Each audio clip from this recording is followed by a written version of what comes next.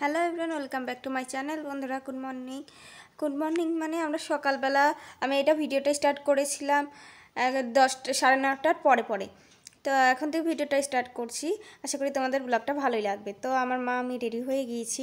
মা এই শাড়িটা পরেছে, অনেক পুরনো, তবে এটা হচ্ছে মা এই দিয়ে 2বার পরলো। এটা আমার বাবা কিনে এনে দিয়েছিল।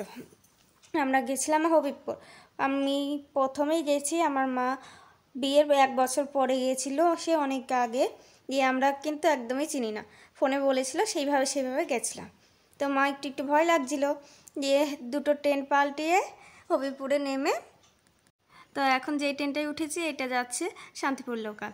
তো ওখান থেকে নেমে গিয়েছি, দুটো স্টেশন পরে এখন টোটোয় করে যাব। তো উনি বলছে কোন দিকে, মা ভাবছে কোন দিকে যায়।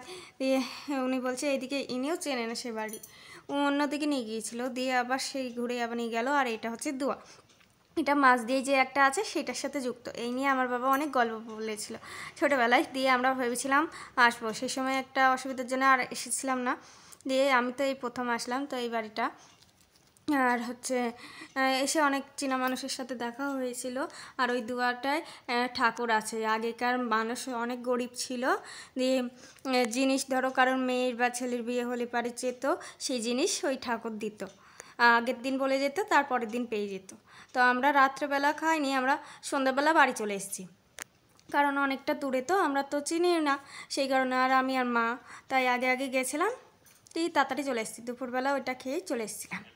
এই 5টার দিকে চলে এসেছিলাম। দিয়ে এটা হচ্ছে নতুন বউ, যেটা যার বিয়ে হয়েছে, মানে ছেলে এই বাড়ি। আর এনার বাড়িও ওখানে, সবাইকে নমস্কার করছিল আর কি।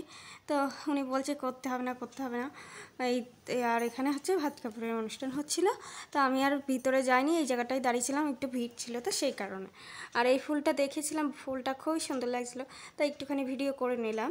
তো এখন আমরা স্টেশনে চলে এসেছি, বলছিলাম না 5টার সময়। এখন তো বেলা বড় হয়ে গিয়েছে, কত রোদ্রু। তো এটা স্টেশনের ভিতরেই, হবিবপুর স্টেশনের মধ্যেই কী সুন্দর ফুলগুলো হয়ে আছে। ফুলগুলো হেবি সুন্দর লাগছিলো, তাই আর কি একটু ভিডিও করে নিয়েছিলাম।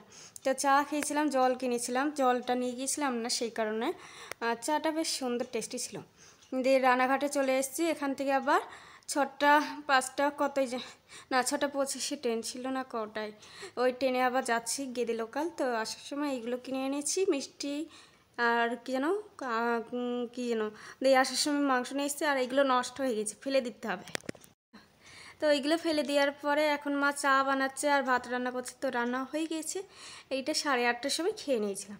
তো দুপুরবেলা অনেক আগে খেয়েছিলাম, তো সেই কারণে খিদে পেয়ে গেছে।